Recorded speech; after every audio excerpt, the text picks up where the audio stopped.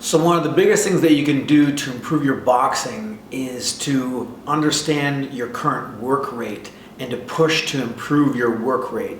Now, work rate generally comes in the form of punch output. How many punches are you throwing per round? But head movement and footwork also play a role.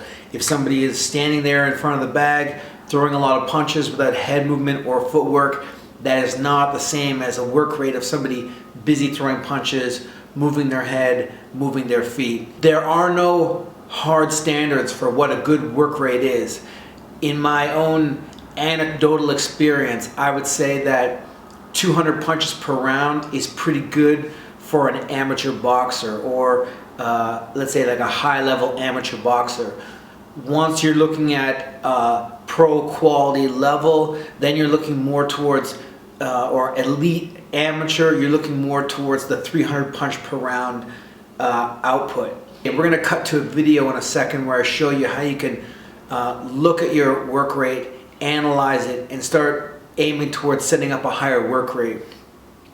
Wherever you are right now, you just have to understand what your level is. It doesn't necessarily matter at this current moment where you fall, but you have to know where you are and have a feeling of what sort of effort it takes to keep you at that level, so that you can start setting new benchmarks and new goals for higher levels. And what your goal is to do is find out where your current work rate is now. The best thing to do is set up a camera somewhere. With the prevalence of phone cameras, it's easy to do. Set up a camera somewhere, film yourself working on the bag. The bag, I like it because you're at your own pace when you'll be responsible for your own output. Shadow boxing doesn't necessarily give you the feedback of hitting a target, so the bag is kind of a good place to start. Plus, once you have an understanding of your work rate on the bag, you can extrapolate that intensity to other aspects of your training. Shadow boxing, punch out drills, even pad work. If your coach starts to see that you have higher speed and higher endurance, the pad work combos will start to come faster as well. Let's say you are at 150 punches per round. Try to get yourself up to 200 punches a round, or keep yourself at the 150 but more footwork and more head movement. Whatever increase you set for yourself, give yourself a month to achieve it. Let's say you want to have an average of an increase of 25 punches per round more, with 5 to 10 more head movements per round, slipping, ducking, snapping back, and 4 to 5 more movements of footwork per round. Try to give yourself a month to achieve that. Test yourself every month. See where you're at. When you're on the bag, you don't have to catch all of what you're doing, but pull out snippets. To do an analysis, drop it into Windows Movie Maker, put it in slow-mo, and then you can start to count exactly your punch output and your head movement and your footwork output. Or if you are on a Mac, you just put it into iMovie, slow it down and watch it. There's free software out there for you. Work rate, next to good technique and style and tactics, is the number one thing that's going to make a difference in your boxing. There's no real upper limit to what your work rate should be. The key is to keep the quality of your position and technique, and constantly push your work rate higher. Let's cut to the video, take a look at an analysis of work rate.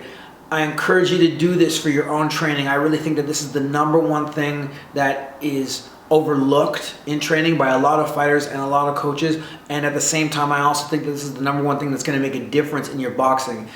More punches that are quality means more speed, more endurance, more power. It means more pressure and better technique in a fight situation. Higher work rate carries over into all aspects of your boxing. When one area of your boxing is better, it improves the other areas. So if punching isn't as taxing on you because now you're faster and more efficient, then head movement and footwork also become easier. It's all linked together. So take a look at the video on work rate analysis and get to work on this. Try to implement it and find out where you are right now with your work rate in shadow boxing and on the bag. And you can also do it for your sparring as well, and start to aim to make small progressions on a monthly scale to a higher level. So here, let's take a look at some different work rates. And here's an example of a slow work rate. I'll give you some of the numbers on that later, but you can watch it at normal speed right here. This is me sort of casually working. Punches aren't too hard or too fast, not much head movement, and the footwork is pretty easy going. Then in this next segment, I have what I feel to be a medium intensity work rate. I'm moving around, my punches are harder and faster, I have more head movement, I'm popping out more vigorously. Everything is a little bit more vigorous. Now, each of these segments are 20-second clips, so if I want to get an average per round, I can just multiply that by 9. This is a fast work rate. This is a 40-second clip, so I can divide it by 2 and multiply it by 9 after I take the numbers, which we'll go over in a bit. Here you see I got head movement. Punches are more vigorous. I got head movement and footwork together. Then here you see me. I'm going to start to pop in and out as I work, I duck and go. Then here, boom, boom, out, boom, boom, boom, boom, out, boom, boom, boom, boom. All this leads to a faster work rate, more efficient technique, more endurance, more speed, and also more power as well. And whatever you're working at, I encourage you to find a new level. So here's what I've done to analyze it. In this first segment of the slow work rate, I've thrown 23 punches, about maybe 24, 22, I think 23. And I like to put it in a slow-mo so it's easy to count. And then I can see exactly what's going on. Head movement, I got 0. And footwork, I mean, I'm not counting like single steps. It's more every time I disengage from the bag or move to a new angle, I'm going to count that as footwork. So here you can see me working. The other reason that I like the slow-mo is that you can start to see some flaws, and everybody's got flaws. Usually the faster and harder you go, the more they come out. But I'm on my own self, start to work on things that maybe I see I don't like. If my left hand is coming too far away from my chin, or I'm not turning my body enough, or my head movement doesn't cover enough range, whatever it is I'm looking for, I see, I can start to pick it apart. But this is an example of a slow work rate. If I was to total this up by the round, I'm looking at about 207 punches per round, 27 different foot movements or change of angles and feet, and give myself a total score of like 234. But it depends on what you're focusing on, punches or head movement or footwork. Here in this medium work rate, this is the slow-mo, I got 216 punches, so a little bit more on the punches, 72 head movements if I was to pace it out by the round. That's a huge difference from the 0 before. 27 movements of footwork where I disengage from the bag or create a new angle. And again, this where you can really start to see how over the rounds of training, over the months, this is going to have an impact on my efficiency, my speed, my fitness. It's going to have an effect on my overall performance in sparring. All of it is cumulative and all of it is linked. As long as the quality is there, there's no reason not to constantly push your work rate. Now, again, there is sort of a balance between intensity and volume. You do want to get in enough rounds. It can vary depending on what somebody's philosophy is, whether you're going to go 10 rounds at a moderate pace or 4 rounds at a high intensity pace. The sort of philosophy that I've adopted is that I at least want to go full speed for the length of the bout that I need. So if I'm fighting a 4-round amateur fight, I at least want 4 fast-paced rounds at that pace. Then I can work on other things at a slower pace like technique or head movement or footwork and not be concerned. But I at least want to experience something that simulates the event, and that can be done in training, and that can also be done, of course, in your sparring, where sparring is where it all comes together. Here's an example of a fast work rate. This is a 40-second clip, so I can divide the numbers by 2, multiply them by 9 to get my round. And again, you can film your whole workout and then just take clips and drop them in somewhere and put them in slow-mo. And they give you good samples of what your work is like, provided that you know that you didn't just go out hard for the first 30 seconds and run out of gas. Try to find various samples, and all you got to do is set your phone up somewhere and watch yourself and pick up various samples that are representative of the kind of training that you're doing. Here I got 292 punches per round, so 65 punches in this set, which is going to average about the 292 punches a round.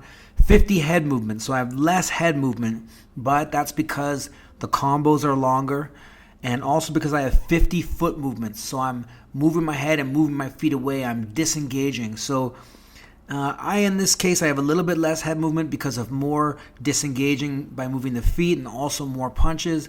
But the less head movement from the medium pace is more than offset by the increased punches and work rate, the increased footwork. Overall, I give myself 392 points. That's punches plus head movement plus footwork moves. And in the medium pace round, I had 315. So from slow to medium to fast, 234 total points to 315 total points to 392 total points.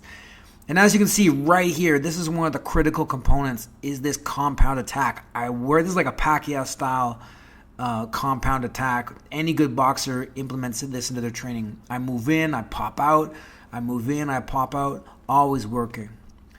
So like I said before, take a look at your work rate. Take some clips, drop them in, and aim to look for improvements every month.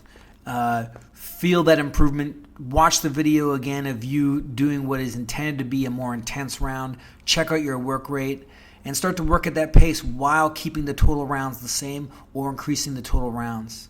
I really think this is the number one thing to improve your boxing, alongside clean technique and an understanding of defense and offense and various tactics. This, together with clean technique and style, is going to improve your boxing to a whole other level if you take it seriously and if you monitor it and if you constantly build it up.